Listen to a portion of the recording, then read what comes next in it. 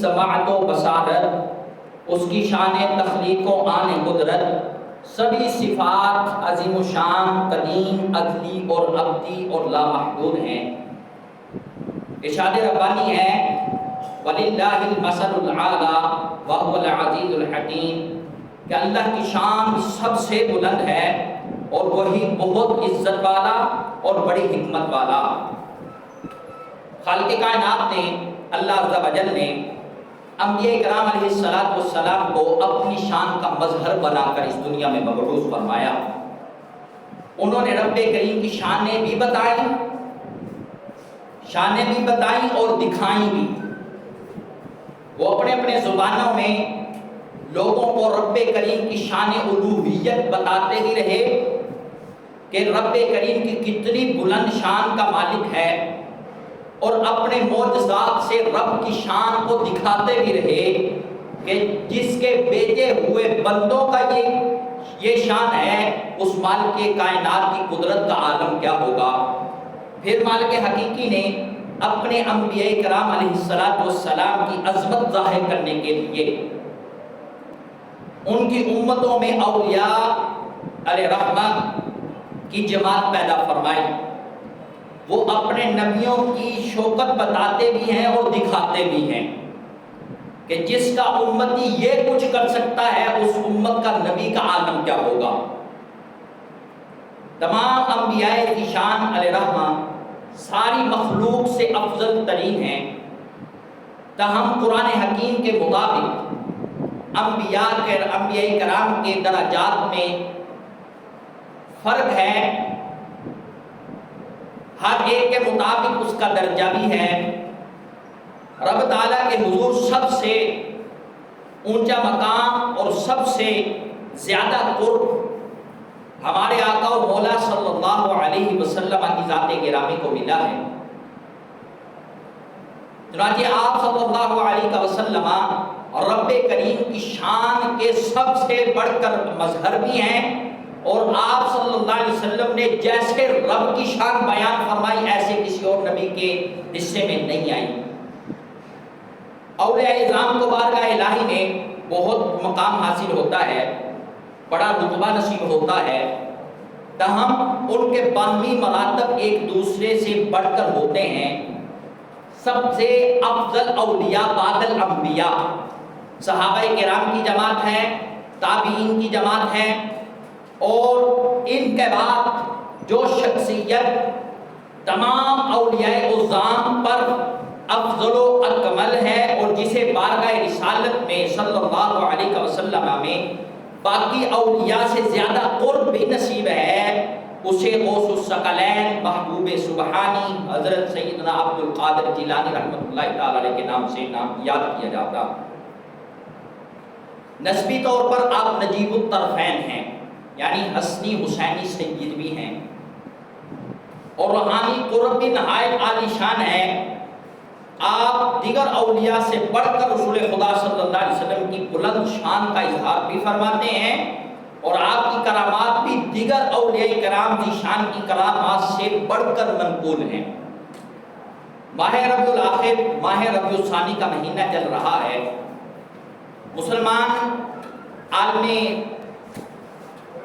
مسلمان حضور غوث اعظم رحمۃ اللہ تعالی علیہ کے ساتھ اظہار محبت کرتے ہوئے آپ کا ذکر خیر بھی کرتے ہیں، اور آپ کی تعلیمات سے رہنمائی حاصل کرنا بھی بہت ضروری ہے۔ یہ ایمان کی ترقی اور اعمال صالحہ کا بہترین ذریعہ بھی ہے کہ آپ کی تعلیمات سے رہنمائی حاصل کی جائے۔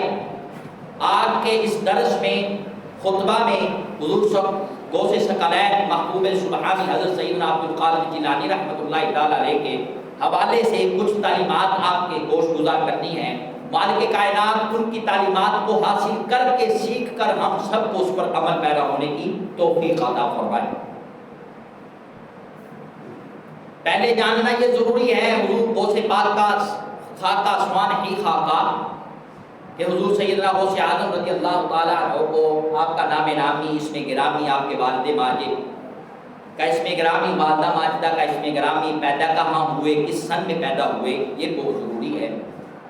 قطب الاقطاب غوث الثقلین محبوب سبحانی محی الدین ابو محمد سید عبد القادر گیلانی رحمۃ اللہ تعالی علیہ نے یکم رمضان المبارک 470 ہجری 1078 عیسوی کو ایران کے صوبہ گیلان میں نہایت علمی اور مذہبی گھرانے میں پیدائش فرمائی.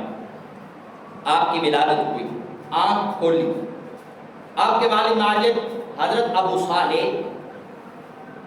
موسیٰ جنگی دوست رحمۃ اللہ تعالی علیہ، آپ کے والد گرامی کا نام نامی ہے، اس میں گرامی ہے. سیدنا امام حسن مجتبی رضی اللہ تعالیٰ کی اولاد پاک میں سے ہیں.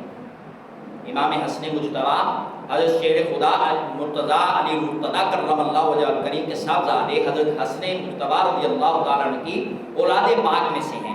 اور آپ کی والدہ ماجدہ ام الخیر امت الجبار فاطمہ سیدنا امام حسین رضی اللہ تعالی عنہ کی اولاد پاک میں سے ہیں.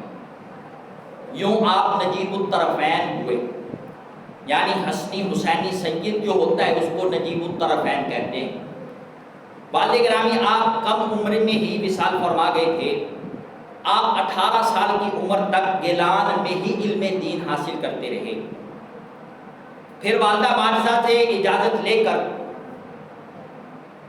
488 ہجری میں بغداد کی طرف روانہ ہوئے اور 9 سال تک بغداد میں اکابر اساتذہ سے علم دین حاصل کیا.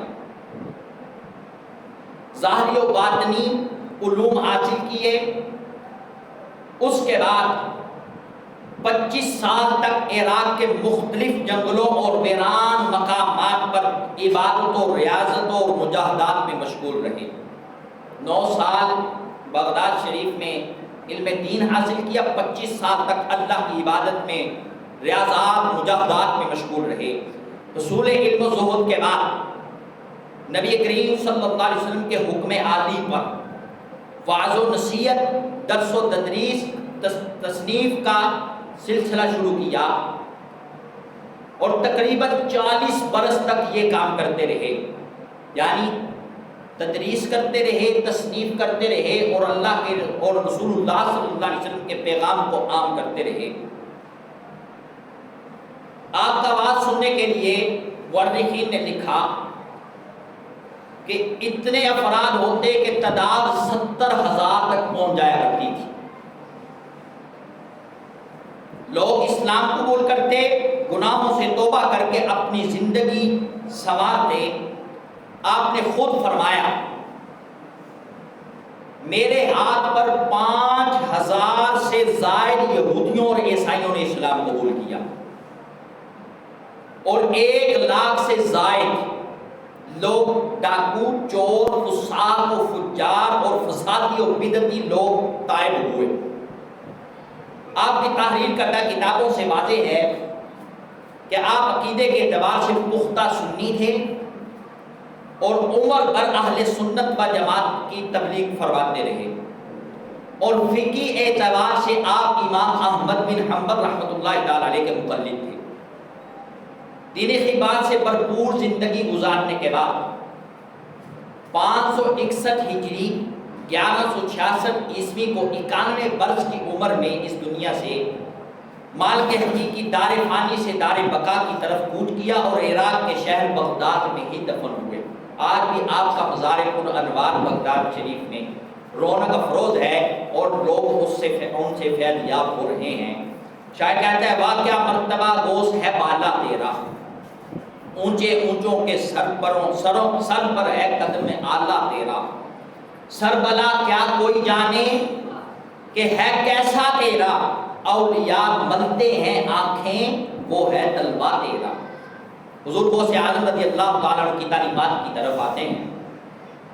سب سے پہلے حضور غوث الثقلین محبوب سبحانی حضرت سیدنا عبد القادر جیلانی رحمۃ اللہ تعالی علیہ کی تعلیمات سے پہلا سبق یہ ملتا ہے کہ با ادب با نصیب، بے ادب بے نصیب. ادب کی برکت اور بے ادبی کی نحوست کتنی ہوتی ہے. حضور کی قبلہ کی تعلیمات سے پتہ چلتا ہے۔ قرآن و سنت میں تربیت فرمائی گئی ہے کہ اکابر بزرگان دین کا ادب کرنا چاہیے اور یہ دونوں جہان کی سعادت کا ذریعہ بھی بن جاتا ہے۔ لیکن محبوبان خدا کی توہین ایسی نحوست ہے کہ جو انسان کو دونوں جہان میں لے ڈوبتی ہے۔ سیدنا ابو ہریرہ رضی اللہ تعالی عنہ ارشاد فرماتے ہیں کہ حدیث قدسی ہے، رسول خدا صلی اللہ علیہ وسلم نے ارشاد فرمایا کہ اللہ فرماتا ہے من عاد لی ولیا فقد آذنتہ بالحرب، کہ جو میرے ولی سے دشمنی رکھتا ہے میں خدا ہو کر اسے اعلان جنگ کرتا۔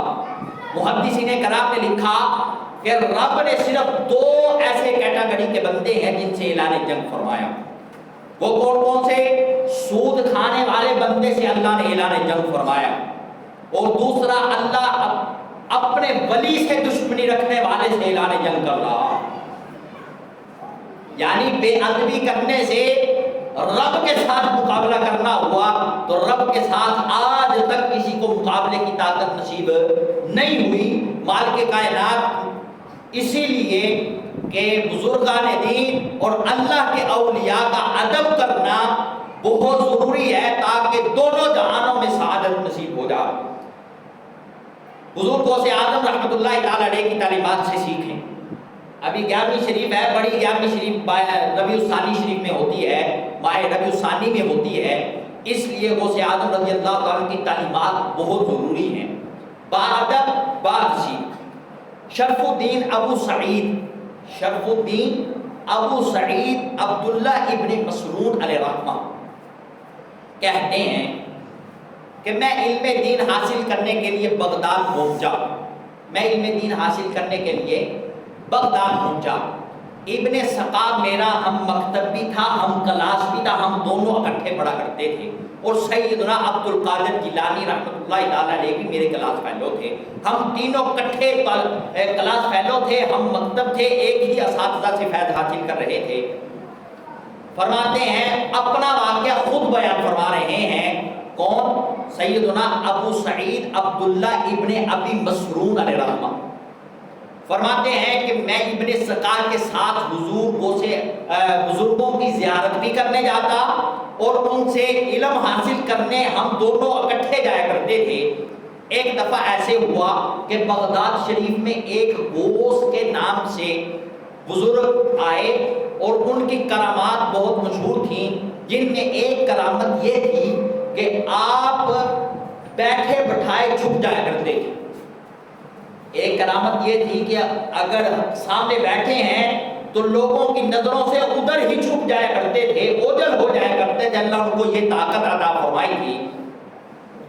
فرماتے ہیں کہ ہم نے تینوں نے، ابن سقا، عبداللہ ابن ابی مسعود اور حضرت سیدنا عبد القادر جیلانی رحمۃ اللہ تعالی، تینوں نے ارادہ کیا کہ ہم ان کی زیارت کرنے جا رہے ہیں۔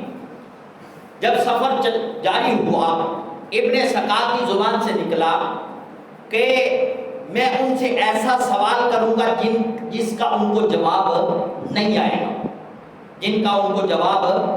آئے گا، فرماتے ہیں میں نے، میری زبان سے نکل گیا، کون کہہ رہے؟ عبداللہ ابن ابی مسعود۔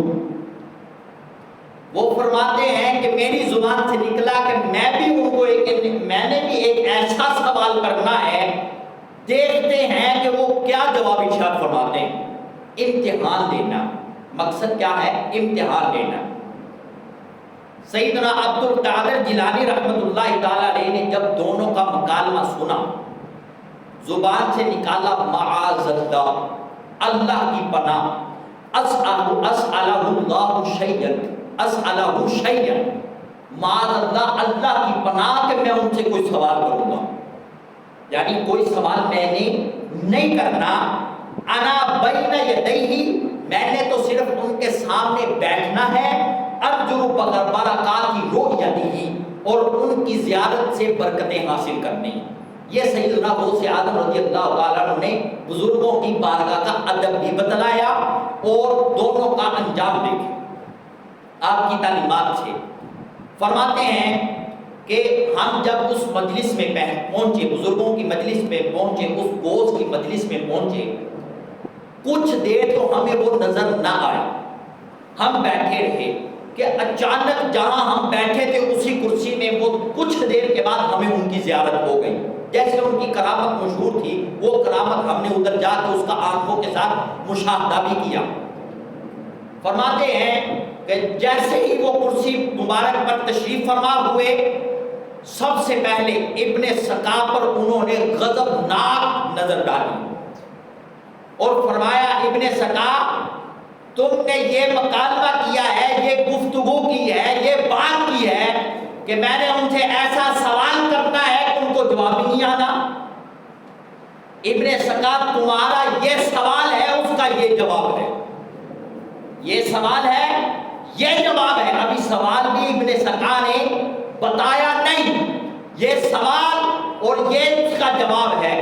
جاؤ میں تمہیں کہتا ہوں کہ تم سے مجھے کفر کی بو بڑکتی نظر آ رہی، تم میں سے مجھے کفر کی بو آ رہی ہے، آگ بڑکتی نظر آ رہی ہے اور میں اس کو دیکھ رہا ہوں۔ فرماتے ہیں عبداللہ ابن ابی مسعود جو یہ واقعہ نقل فرما رہے ہیں، بیان فرما رہے ہیں، وہ فرماتے ہیں میری طرف متوجہ ہوئے، فرماتے ہیں عبداللہ ابن ابی مسعود تم نے کہا کہ میں نے ان سے ایسا سوال کرنا ہے، دیکھتے وہ جواب کیا دیتے ہیں۔ فرماتے تمہارا یہ سوال ہے، اس کا یہ جواب ہے، یہ سوال ہے، یہ جواب ہے، لیکن سنو کہ تم دنیا کی نحوست میں غرق ہو جاؤ، دنیا کی نحوست میں غرق ہو جاؤ گے کہ دنیا میں ڈوب جاؤ گے۔ فرماتے ہیں سیدنا عبد القادر جیلانی رحمۃ اللہ تعالی علیہ کی باری آتی ہے، آپ ان کو قریب بلاتے ہیں اور شفقت فرماتے ہیں، برکت کی دعا دیتے ہیں۔ فرماتے ہیں یا عبد القادر، اے عبد القادر، لقد ارضیت اللہ ورسولہ بادبک، اے عبد القادر تو نے اپنے حسن ادب کی وجہ سے اللہ کو بھی راضی کر لیا، رسول اللہ کی بات کو بھی راضی کر لیا، اللہ کو بھی راضی کر لیا اور رسول اللہ صلی اللہ علیہ وسلم کو بھی راضی کر لیا ہے۔ مطلب کیا ہوا کہ اللہ کی اولیاء کی بارگاہ میں جانا اور ادب کے ساتھ بیٹھ جانا، خدا کی قسم رب بھی راضی ہو جاتا ہے، رسول اللہ صلی اللہ علیہ وسلم کی ذات گرامی اور وہ بھی راضی ہو جاتے ہیں۔ تو یہ اللہ کے اولیاء کی بارگاہ کا ادب ہے، رسول اللہ صلی اللہ علیہ وسلم کی بارگاہ کا ادب تو خود خدا نے سکھایا، تو وہ تو ورا الورا ہے۔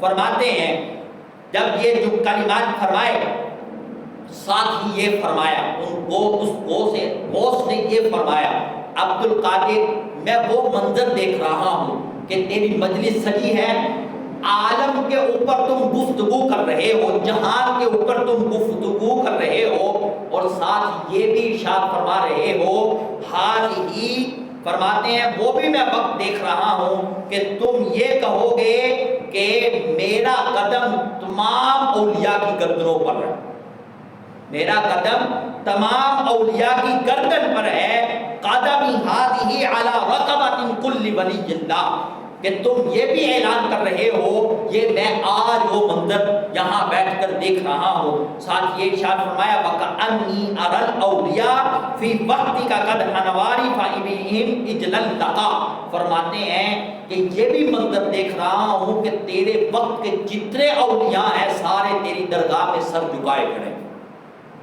سارے تیری بارگاہ میں درگاہ میں سر جھکائے کھڑے ہیں۔ یہ ہے ادب کا نتیجہ۔ لیکن عبداللہ ابن مسعود کیا کہتے ہیں، فرماتے ہیں خدا کی قسم جیسے اس اللہ کے ولی نے فرمایا تھا، حرف با حرف ویسے ہی ہوا جیسے ان کی زبان سے نکلا تھا۔ فرماتے ہیں ابن سقا بہت بڑا عالم بنا، ابن سقا پڑھ لکھ کر بہت بڑا عالم بنا، اعلیٰ قسم کا مناظر بنا اور زبردست خطیب بھی بنا۔ بادشاہ وقت نے، خلیفہ وقت نے اس کو بھیجا کہ جا کر عیسائیوں کے بادشاہ سے، ان کے سربراہ سے جا کر چیلنج کرو کہ تم اپنے پادریوں کو میرے ساتھ مقابلے میں لاؤ۔ فرماتے ہیں کہ جب ابن سقا نے عیسائیوں کے بادشاہ کے پاس جا کر اس کو چیلنج دیا، اس نے پادریوں کو بلا کر ابن سقا سے مناظرہ کروایا، ابن سقا نے ان کا منہ بند کر کے رکھ دیا، لیکن کیا ہوا، بعد میں اسی عیسائی بادشاہ کی بیٹی کے فتنے میں ابن سقا مبتلا ہوا، یہاں کے آخری وقت میں مورخین نے لکھا قرآن بھی بھول گیا، علم دین بھی بھول گیا، اور صلیب اپنے گلے میں لٹکائی اور اس دنیا سے چلا گیا۔ اس غوث نے جو فرمایا تھا، کفر کی آگ بڑھتی نظر آ رہی ہے، ان کے ساتھ ایسا ہی معاملہ ہوا، صرف بے ادبی کرنے کی وجہ سے۔ اور ابن مسعود کہتے ہیں کہ اس کے بعد سلطان نور الدین نے مجھے بڑا اصرار کر کے میں وزیر بننا نہیں چاہتا تھا، لیکن اس نے مجھے کہہ کے سلطان نور الدین زنگیر علیہ الرحمہ نے کہہ کے کہ عبداللہ ابن مسعود میں تمہیں وزیر مذہبی اوقاف بنانا چاہتا ہوں، تو جب اس نے اصرار کیا، میں نے وہ عہدہ قبول کیا، اس کی وجہ سے میں اتنا دنیا میں غرق ہوا کہ جیسے غوث نے فرمایا تھا کہ دنیا تیرے ناک تک تو اس میں ڈوب جائے گا، اتنی دنیا مجھے ملی کہ اسی میں غرق ہو گیا۔ اور سیدنا عبد القادر جیلانی رحمۃ اللہ تعالیٰ علیہ کے فیوض و کرامات اس طرح پھیلے کہ وہ وقت بھی آیا کہ لوگوں نے دیکھا قدمی ہادی علی رقبۃ کل ولی اللہ، آپ نے یہ مسجد میں کھڑے ہو کر منبر پر وعظ کرتے ہوئے ارشاد فرمایا تھا کہ اس وقت کے اولیاء کے قدم پر میرا گردنوں پر میرا قدم ہے، تو یہ صرف ادب کی وجہ سے آپ کو یہ مقام ملا، اور بے ادبی کی وجہ سے وہ دونوں اس دنیا میں بھی ناکامی کا سبب بنا اور آخرت میں بھی ناکامی کا سبب بنا۔ حالانکہ دونوں پڑھے لکھے بھی تھے، علم دین بھی تھا، لیکن بزرگوں کی بے ادبی کا نتیجہ کیا ہوا اور ادب کا نتیجہ کیا ہوا کہ وقت کے غوث بنتے ہیں۔ اور یہی غوث ثقلین رحمۃ اللہ تعالیٰ علیہ کی تعلیمات سے ملتا ہے، جس کی منبر ہوئی گردن اولیاء، جس کی منبر ہوئی گردن اولیاء، اس قدم کی کرامت پہ لاکھوں سلام۔ فرماتے ہیں کہ یہ حضور غوث اعظم رحمۃ اللہ تعالیٰ علیہ رضی اللہ تعالیٰ عنہ کی تعلیمات سے یہ سبق ملتا ہے، با ادب با نصیب، بے ادب بے نصیب۔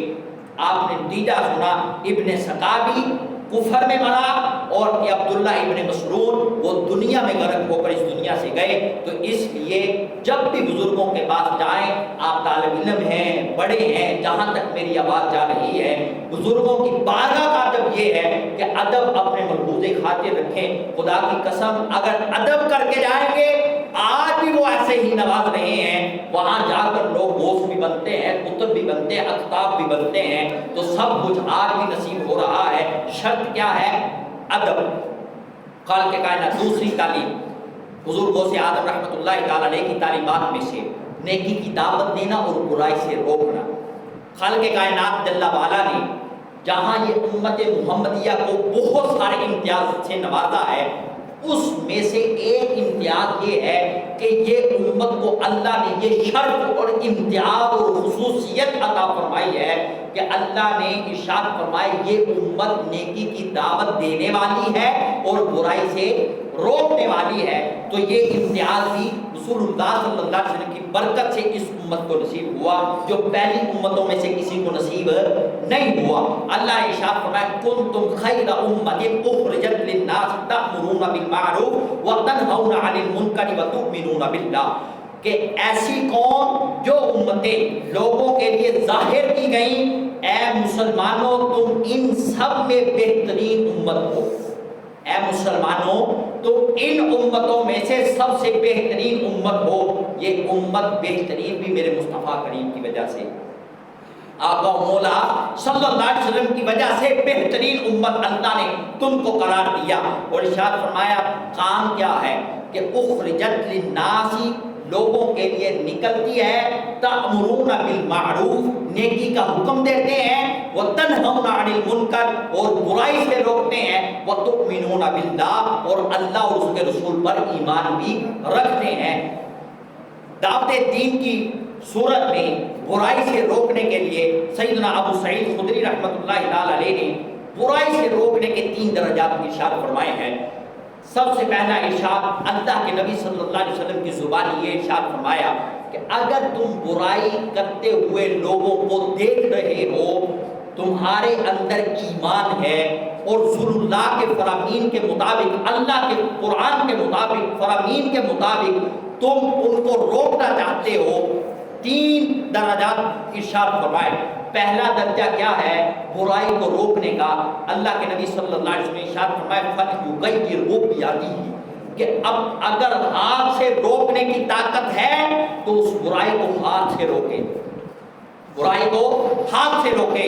اور دوسرا ارشاد فرمایا جیسے اقتدار پہ فائز لوگ کہ جن کے پاس اختیارات ہیں، خدا کی قسم ان کو چاہیے کہ برائی کو لگام ڈالیں، روکیں اور ان کے لیے سزائیں منتخب کریں۔ اور اگر ہاتھ سے روکنے کی طاقت نہیں، پھر اللہ کے نبی صلی اللہ علیہ وسلم نے ارشاد فرمایا فَإِن لَّمْ يَسْتَطِعْ فَبِلِسَانِهِ، اگر ہاتھ سے روکنے کی استطاعت نہیں تو زبان سے اس کو روکے۔ یعنی اگر مبلغ ہے، قلم سے روکنا چاہتا ہے، روک سکتا ہے، یا سوشل میڈیا پر مذہبی اسکالرز ہیں وہ آج کل بیان فرما رہے ہیں، جس قدر ہو اپنی استطاعت کے مطابق زبان سے برائی کو روکنے کی کوشش کریں۔ آگے تیسرا درجہ آپ نے ارشاد فرمایا وَمَن لَّمْ يَسْتَطِعْ فَبِقَلْبِهِ، اگر زبان سے بھی روکنے کی استطاعت نہیں رکھتا تو دل سے اس کو برا جانے کہ یہ برائی ہے۔ تو اللہ کے نبی صلی اللہ علیہ وسلم نے یہ تیسرے درجے کو ارشاد فرمایا وَذَلِكَ أَضْعَفُ الْإِيمَانِ، یہ ایمان کا ضعیف ترین حصہ، ضعیف ترین حصہ ہے۔ اس تیسرے درجے کے بارے میں مصطفیٰ کریم علیہ الصلوۃ والسلام نے ارشاد فرمایا، حضور غوث اعظم اور دعوت دین، آپ سوال فرمائیں کہ حضور غوث اعظم رحمۃ اللہ تعالی علیہ کیسے دین کی دعوت دیا کرتے تھے اور برائی کو روکا کرتے تھے؟ فرماتے ہیں حصول علم دین اور مجاہدات اور ریاضات کے بعد تقریباً 40 سال آپ رحمۃ اللہ تعالی علیہ نے تدریس بھی کی ہے، تصنیف بھی کی ہے اور وعظ و نصیحت بھی لوگوں کو ارشاد فرمائے ہیں۔ اس طرح لوگوں کو آپ نے دین کی دعوت دی۔ اہل علم جانتے ہیں کہ سب سے زیادہ مورخین نے لکھا کہ رسول اللہ صلی اللہ علیہ وسلم کے بعد، صحابہ کرام تابعین کے بعد، اولیاء اللہ میں سے سب سے بڑھ کر کرامات بھی حضور غوث ثقلین رحمۃ اللہ تعالی علیہ کی ہیں، اور دین کی خدمات بھی حضور سیدنا غوث اعظم رحمۃ اللہ تعالی علیہ جس طرح دیگر مشائخ سے منقول نہیں، ایسی حضور سیدنا غوث اعظم رحمۃ اللہ تعالی علیہ سے بہت ساری منقول ہیں۔ ایک مرتبہ غوث ثقلین رحمۃ نے خطبہ جمعہ کے لیے تشریف لے جا رہے ہیں کہ راستے میں بادشاہ وقت کے لیے شراب کے مٹکے لے کے جا رہے ہیں، قافلہ جا رہا ہے، گزر رہا ہے۔ حضور سیدنا غوث اعظم رحمۃ اللہ تعالی علیہ بھی خطبہ جمعہ ارشاد فرمانے کے لیے گھر سے تشریف لا رہے ہیں۔ فرماتے ہیں کہ آپ نے جب اس مٹکے میں سے شراب کی بو سونگھی، بو آئی، آپ نے ارشاد فرمایا کیفو، عربی کا لفظ ہے کیفو، ٹھہر جاؤ۔ لیکن ان کو جب پتا چلا، انہوں نے ٹھہرنے کی بجائے سواریوں کو اور تیز کیا اور خود بھی تیز چلنا شروع کر دیا۔ حضور غوث اعظم رحمۃ اللہ تعالی علیہ نے جانوروں کو مخاطب کر کے ارشاد فرمایا کفی، کیا ارشاد فرمایا؟ کفی۔ مورخین نے لکھا خدا کی قسم فوافقت مکانہا کأنہا جمادا، وہ جانور وہاں اس طرح ٹھہرے جیسے پتھر کی مورتیاں۔ بادشاہوں نے، وزیروں نے، غلاموں نے ان کو اتنا مارا لیکن وہ ٹس سے مس نہ ہوئے۔ جب ان کو پتا چلا کہ یہ حالات ہیں، خدا کی قسم اچانک کولن، یہ پسلیوں میں بیماری ایک آتی ہے، اس کا نام ہے کولن۔ فرماتے اتنی شدت سے ان کی پسلیوں میں درد ہونا شروع ہوا، وہ زمین پر سارے کے سارے لیٹ گئے اور اللہ کی بارگاہ پاکی بیان کرنے لگے اور رب کی بارگاہ میں توبہ طائب ہونے لگے۔ تو اس طرح وہ طائب ہوئے اور حضرت سیدنا غوث اعظم رحمۃ اللہ تعالیٰ نے ان سے کلام بھی نہیں کیا اور خطبہ جمعہ ارشاد فرمانے کے لیے تشریف لے گئے۔ وہ ٹھیک ہو کر جب انہوں نے توبہ کر لی، اللہ کی بارگاہ میں شراب کے مٹکے توڑ دیے، بادشاہ کی بارگاہ میں پہنچے، وہاں چلے گئے، حاضر ہوئے۔ بادشاہ نے پوچھا کیا ہوا؟ انہوں نے سارا واقعہ سنا دیا کہ اس طرح حضور غوث اعظم رحمۃ اللہ تعالی علیہ تشریف لا رہے تھے، جمعے کا وقت تھا، خطبے کے لیے آ رہے تھے، انہوں نے ہم سے کہا کفو، ٹھہر جاؤ، لیکن انہوں نے جانوروں کو ارشاد فرمایا جانور کا ہم کیا جانتے تھے، وہ ٹھہر گئے، لیکن آپ نے ہم سے کوئی کلام نہیں کیا۔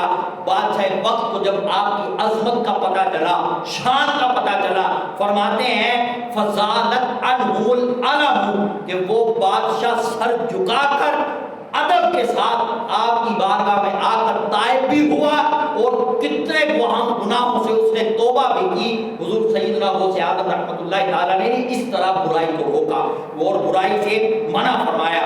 فرماتے ہیں حاصل الی یار الشیخ زیارت الشیخ، پھر وہ ساری زندگی حضور غوث اعظم رحمۃ اللہ تعالیٰ علیہ کی زیارت کرنے کے لیے آتا۔ کان یجلس بین یدیہ متواضعا متصاغرا، عاجزی اور سر کو جھکائے ہوئے آپ کی بارگاہ میں بیٹھا کرتا تھا۔ ایک رات خلیفہ وقت مستجن باللہ ابو المظفر یوسف آپ کے دارالعلوم میں آیا، حاضر ہوا، سلام عرض کیا اور درخواست کی حضور مجھے کچھ نصیحتیں فرمائیں۔ مستجن باللہ ابو المظفر یوسف یہ خلیفہ وقت تھا۔ فرمایا آیا، ادب کے ساتھ سلام بھی کیا اور کہا حضور مجھے کچھ نصیحتیں فرمائیں، اور ساتھ ہی 10 تھیلیاں نذرانے کے طور پر پیش فرمائیں۔ آپ نے ارشاد فرمایا ابو المظفر یوسف مجھے یہ تھیلیوں کی ضرورت نہیں ہے، یہ نذرانے کی مجھے ضرورت نہیں ہے۔ آپ نے انہیں قبول نہ فرمایا، لیکن اس سے اصرار کیا حضور یہ میری طرف سے قبول فرما لیں۔ آپ نے ایک تھیلی کو دائیں ہاتھ میں پکڑا، ایک کو بائیں ہاتھ میں پکڑا، نچوڑنا شروع کیا، تھیلیوں میں سے خون بہ رہا تھا۔ آپ نے ارشاد فرمایا یوسف صرف تجھے دکھانے کے لیے کہ لوگوں کا بال نچوڑ کر میری خدمت کر رہے ہو اور تمہیں پتہ مجھے معلوم نہیں، مجھے معلوم نہیں، یعنی تربیت فرما رہے ہیں اس کی برائی سے روکنے، اس کو روک رہے ہیں۔ فرماتے ہیں ابو المظفر یوسف اگر رسول اللہ صلی اللہ علیہ وسلم سے ساتھ تیرے تعلق کا واسطہ میرے پیش نظر نہ ہوتا، یعنی تو نے میرے نبی کا کلمہ تو پڑھا ہے، خدا کی قسم اس میں سے اتنا خون بہتا کہ محل کے دروازوں سے نیچے سے گزر جاتا، سارے لوگ دیکھتے، لیکن اس تعلق کی لاج رکھ رہا ہوں کہ آج سے اس کام سے باز آ جاؤ، اور یہ نذرانہ میں ہرگز قبول نہیں کر سکتا جس میں سے لوگوں کا خون نچڑ رہا ہے اور خون بہ رہا ہے۔ تو یہ جتنا خزانہ تم نے اس طرح لیا ہے سارے لوگوں کو واپس کرو، حق ادا کرو۔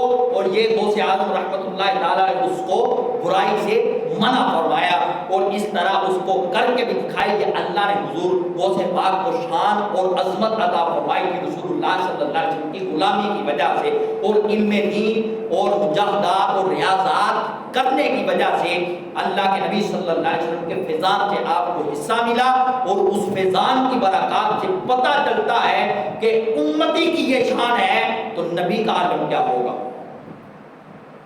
امتی کی یہ شان ہے نبی کے عالم، اس لیے اولیاء اللہ اپنے نبی کی شان و عظمت کا مظہر ہوا کرتے ہیں، اور انبیاء علیہ السلام رب کی شان کا مظہر ہے کہ رب دکھاتے بھی ہیں اور بیان بھی کرتے ہیں کہ رب کی یہ شان ہے۔ اسی طرح اولیاء اعظام نبی کی شان بیان بھی کرتے ہیں اور دکھاتے بھی ہیں کہ اگر امتی کا یہ عالم ہے تو نبی کی شان کا عالم کیا ہوگا۔ حضور غوث اعظم رحمۃ اللہ تعالی علیہ کی تعلیمات سے یہ سبق ملا۔ تیسری تعلیم دلوں پر تصرف، جہاں اللہ کی یہ شان ہے، اللہ عز و جل کی یہ شان و عظمت ہے، اللہ الغیوب ہے، سینوں کے بیتوں کو بھی جاننے والا ہے، دل میں کھٹکنے والے خیالات کو بھی رب کریم جانتا ہے، لیکن رب کریم کا فیض اور رب کریم کے نظر عنایت سے، اللہ کے فضل رسول اللہ کے فیضان سے اللہ یہ چیز اپنے بعض بندوں کو بھی عطا فرما دیتا، دلوں پر تصرف بعض بندوں کو بھی عطا فرماتا ہے، اور ان بندوں میں سے حضور غوث ثقلین محبوب سبحانی حضرت سیدنا عبد القادر جیلانی رحمۃ اللہ تعالی علیہ کا بھی نام ہے کہ اللہ نے ان کو دلوں پر بھی تصرف عطا فرمایا تھا۔ فرماتے ہیں حضرت عبداللہ جوائی رحمۃ اللہ تعالی علیہ میں اپنے شیخ گرامی امام نعیم رحمۃ اللہ تعالی علیہ سے حلیۃ الاولیاء کتاب ہے، عربی میں بھی ہے، اردو ترجمہ ہو چکا ہے، حلیۃ الاولیاء پڑھا کرتا تھا سبقن۔ فرماتے مجھ پر ایسا اثر طاری ہوا، میں نے کہا میں دنیا سے تارک ہونا چاہتا ہوں، دنیا کو چھوڑنا چاہتا ہوں۔ جب یہ ارادہ کیا، صرف ان حلیۃ الاولیاء کتاب پڑھ کے، اللہ کے اولیاء کا تذکرہ پڑھ کے، سن کر، استادوں سے سن کر ارادہ کیا کہ میں دنیا کو چھوڑنا چاہتا ہوں۔ فرماتے ہیں سب سے پہلے کام کیا کہ حضور غوث پاک کی ابتدا میں نماز فجر ادا فرمائی۔ نماز فجر کے بعد نماز پڑھی، جب سلام پھیرا، حضرت سیدنا غوث اعظم رحمۃ اللہ تعالی علیہ کی نظر مجھ پر، کیا ارشاد فرمایا اذا اردت انقطاع الدنیا فلا تنقطع حتى تنفق وتجالس الشيوخ وتتأدب۔ فرماتے ہیں کہ دل میں یہ ارادہ کیا ہے کہ دنیا سے تارک ہونا چاہتا ہوں۔ غوث اعظم رحمۃ اللہ تعالی علیہ دل کی کیفیت بتا رہے ہیں، ارادہ کہیں اور کر کے وہ تشریف لائے کہ دنیا سے تارک ہونا چاہتا ہوں۔ فرماتے ہیں گوشہ نشینی حاصل کرنا چاہتے ہو، دنیا سے تارک ہونا چاہتے ہو، فرماتے ہیں حتی تتفقہ، پہلے علم دین سیکھو، وتجالس الشیوخ، بزرگوں کی صحبت میں بیٹھو، وتتأدب، اور ادب حاصل کرو، تربیت حاصل کرو، وَإِلَّا فَتَنْقَطِعُ وَأَنْتَ فَرِحٌ مَا تَرَشَّحَتْ۔ فرماتے ہیں اگر اس کے بغیر گوشہ نشینی حاصل کر لی، علم دین حاصل نہ کیا، شیوخ کی بارگاہ میں نہ بیٹھے، ادب نہ سیکھا، تو یہ صورتحال اس طرح ہے کہ جس طرح اس چوزے کی مثال ہے جس پر ابھی کوئی بال وغیرہ بھی نہیں آتے، بال وغیرہ بھی نہیں آتے، اس چوزے کی طرح ہے۔ فرماتے اس کا مطلب کیا ہے؟ ایسا چوزا جلد ہی چیلوں درندوں کا لقمہ بن جاتا ہے اگر تم علم دین کے بغیر، شیوخ کی نسبت کے بغیر جا کر گوشہ نشینی کرو گے، شیطان تم کو جکڑ لے گا، شیطان تم کو ہلاک کر دے گا۔ اس لیے پہلے جا کر علم دین حاصل کرو، بزرگوں کی صحبت حاصل کرو، پھر جا کر گوشہ نشینی حاصل کرنا۔ تو یہ سبق یعنی دلوں پر تصرف کی مثال دے رہا تھا حضور غوث اعظم رحمۃ اللہ تعالی علیہ۔ لیکن آج بہت سارے لوگ اس طرح گوشہ نشینی حاصل کرتے ہیں، کر بھی رہے ہیں۔ آج بھی دادا صاحب رحمۃ اللہ تعالی میں نے بہت سارے لوگوں کا ایسا دیکھا ہے کہ جن کی کوئی نسبت نہیں، 12-14 سال بھی وہاں تشریف فرما ہوتے ہیں، لیکن حضور غوث پاک کی تعلیمات سے کیا حاصل ہوتا ہے؟ علم دین اس کے لیے شرط ہے، بزرگوں کی صحبت اس کے لیے شرط ہے، بعد میں جا کر گوشہ نشینی حاصل کرنے کا کچھ اور مزہ ہے۔ تو اس لیے ایک معروف نحوی ابو محمد، تعلیم چل رہی ہے، دلوں پر تصرف اللہ بعض لوگوں کو عطا فرما دیتا۔ معروف نحوی ابو محمد خشاب علیہ رحمہ کہتے ہیں میں جوانی میں علم نحو گرامر کی کتاب ہے پڑھائی جاتی ہے، بہت شوق سے پڑھتا تھا۔ لوگ غوث اعظم رحمۃ اللہ تعالی علیہ کی حسین گفتگو کی تعریفیں میرے سامنے بیان کیا کرتے تھے کہ حضور غوث اعظم بہت اچھا خطبہ ارشاد فرماتے ہیں، بڑی بڑی پیاری باتیں ہوتی ہیں۔ میرے دل میں شوق پیدا ہوا لوگوں کی باتوں کی وجہ سے کہ آج حضور غوث پاک کی تقریر سننے جانا۔ فرماتے ہیں مگر وقت میں سے گنجائش بھی بہت مشکل سے نکلتی تھی، یعنی شوق صرف علم نحو پڑھنے کا تھا۔ فرماتے ہیں ایک دن اتفاقاً میں آپ کی مجلس میں چلا گیا، تقریر ہوئی لیکن مجھے مزہ نہ آیا، کیوں کہ اس میں علم نحو کی کوئی بات بھی نہ ہوئی، علم نحو کی بات ہی کوئی نہ ہوئی۔ میرے دل میں ابھی یہ خیال چل رہا ہے حضور غوث اعظم میری طرف پہنچے، فرماتے ہیں وَيْلَكَ، تیرے لیے ہلاکت ہے، تُفَضِّلُ النَّحْوَ عَلَى مَجَالِسِ الذِّكْرِ، ذکر کی مجلس پر علم نحو کو ترجیح دے رہے ہو، وَتُخْتَارُ ذَلِكَ اصْحَبْنَا نُسِيرُكَ وَسِبْوَيْ، میری مجلس میں بیٹھا کرو، امام سبوے تمہیں بنا دوں، امام سبوے نحوے کا سب سے بڑا امام۔ فرماتے صحبت میں بیٹھو تو صحیح، نحو کا امام سبوے تمہیں بنا دیں۔ دلوں کا تصرف، یعنی خیال ابھی چل رہا ہے، فرماتے ہیں کہ ذکر کی مجلس پر علم نحو کو فضیلت دے رہے ہو، میری مجلس میں بیٹھو تو صحیح امام سیبوی بنا دیں۔ تو یہ حضور غوث اعظم رحمۃ اللہ تعالیٰ علیہ کی تعلیمات سے پتہ چلتا ہے کہ علم دین حاصل کرنا بہت ضروری ہے۔ رب کریم نے حضور غوث اعظم رحمۃ اللہ تعالیٰ علیہ کو بہت عظمت و شان سے نوازا تھا۔ مالک کائنات نے رسول اللہ صلی اللہ علیہ وسلم کے فیضان کی نسبت سے آپ کو کیا کیا کمالات عطا فرمائے، وہ میرے بس میں یا کسی مورخ کے بس میں تو بات نہیں ہے کہ اللہ نے آپ کو کیا مقام و مرتبہ عطا فرمایا۔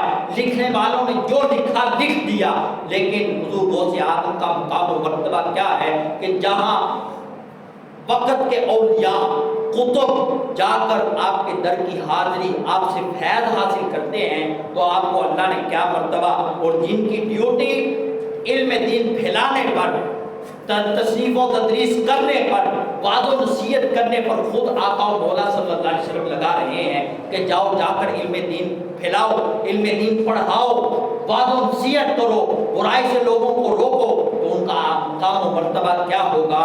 تو یہ قرآن کریم کی آج لوگ سوشل میڈیا پر بیٹھ کر طرح طرح کے مذہبی اسکالرز بھی ہیں، اپنے آپ کو ڈاکٹرز بھی کہنے والے ہیں، انجینئرز بھی کہنے والے ہیں، لیکن بزرگان دین کے بارے میں بہت سخت لہجہ اور بہت غلط لہجہ بھی استعمال کر رہے ہیں۔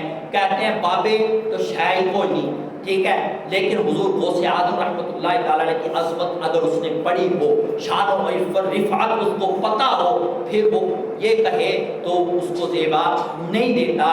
لیکن ہمیں چاہیے، نوجوان نسل ہے، بزرگ ہیں، جہاں میری آواز جا رہی ہے، سوشل میڈیا پر ایسے لوگوں کو سنیں جن سے رسول اللہ صلی اللہ علیہ وسلم کی بارگاہ میں ادب کی خوشبو آتی ہے، بزرگان دین کے ادب کی خوشبو آتی ہے۔ ایسے لوگوں سے سیکھیں، ایسے لوگوں کو سنیں، ایسے لوگوں کو قطعاً نہ سنیں جن سے رسول اللہ کی بارگاہ کی عظمت بھی کم ہوتی ہے اور بزرگان دین کی عظمت بھی دل میں کم ہوتی ہے۔ تو یہ ہمارے لیے ضروری ہے، کیونکہ قرآن حکیم کی متعدد آیات کریمہ میں اللہ تعالیٰ نے اپنے پیاروں کی کرامتوں کا ذکر فرمایا۔ جیسے مثال کے طور پر والدہ سیدنا عیسیٰ علیہ السلام، سیدنا مریم علیہ السلام کو بے موسم پھل آتے اللہ نے قرآن میں بیان کیا۔ اس کے بعد اصحاب کہف کے کئی عقل کو عاجز کرنے والے واقعات اللہ نے قرآن میں بیان فرمائے، اور جنہیں خود رب کریم نے بیان فرمایا۔ تو اس کا مقصد کیا ہے کہ ان سے ہم امت مسلمہ نے تعلیمات حاصل کرنی ہے، سبق حاصل کرنا ہے کہ اللہ اپنے بندوں کو یہ شان بھی عطا فرما دیتا ہے، اور یہ رفعت، یہ مقام اللہ اپنے بندوں کو عطا فرماتا ہے، اور امت مصطفیہ تمام امتوں سے افضل ہے، اور اس امت کے اولیاء دیگر امتوں کے اولیاء سے بلند شان بھی رکھتے ہیں۔ پھر اس امت میں صحابہ کرام اور تابعین رضوان اللہ تعالیٰ اجمعین کے بعد جو شخصیت تمام اولیاء اعظام علیہ رحمہ سے افضل و اکمل ہے، اسے غوث ثقلین محبوب سبحانی حضرت عبد القادر جیلانی رحمۃ اللہ تعالیٰ علیہ کے نام سے یاد کیا جاتا ہے۔ امام اہل سنت نے کیا خوب لکھا ہے، صحابیت ہوئی پھر تابعیت، صحابیت ہوئی پھر تابعیت، پس آگے قادری منزل ہے یا غوث، بس آگے قادری منزل ہے یا غوث، ہزاروں تابعی سے تو فضو ہے، ہزاروں تابعی سے تو فضو ہے، وہ طبقہ مجملن فاضل ہے یا غوث۔ تو یہ غوث اعظم رحمۃ اللہ تعالیٰ علیہ کی عظمت و شان جو مورخین نے، محدثین نے بڑی بڑی پہلے آج نہیں 500-600 سال پہلے کتابوں میں درج فرمائی ہے۔ 440 آپ کے سامنے ہجری آپ کا ولادت کا وقت ہے، تو 560 آپ کی وصال کا وقت ہے، تو آج 1550 سال ہونے کو ہیں۔ تو یہ اتنا عرصہ پہلے حضور کی سیرت لکھی گئی، تو اس سے پتہ چلتا ہے کہ حضور غوث اعظم رحمۃ اللہ تعالیٰ علیہ کی تعلیمات ہمارے لیے کتنی ضروری ہیں، تاکہ ہم ان سے رہنمائی حاصل کر کے اللہ کے دین کی خدمت بھی کر سکتے ہیں، اور کل قیامت کے روز ہم اللہ کی بارگاہ میں ہماری کامیابی کا ذریعہ بھی بن سکتی ہے۔ اور خلاصہ کلام یہ ہے، خلاصہ سبق یہ ہے کہ حضور غوث پاک رحمۃ اللہ تعالی علیہ کی تعلیمات میں سے پہلی تعلیم یہ تھی با ادب با نصیحت، کہ ادب، بزرگوں کی بارگاہ کا ادب بہت ضروری ہے۔ دوسری تعلیم یہ تھی کہ علم نیکی کا حکم دیتے رہنا ہے، برائی سے روکتے رہنا ہے۔ اور تیسرا یہ کہ جو لوگ گوشہ نشینی یا اس طرح کا تصوف حاصل کرنا چاہتے ہیں تو انہیں کسی نہ کسی شیخ کی بارگاہ میں حاضری ضرور دینا پڑے گی۔ تو یہ بزرگوں کی تعلیمات سے، حضور غوث ثقلین کی تعلیمات سے سبق ملتا ہے۔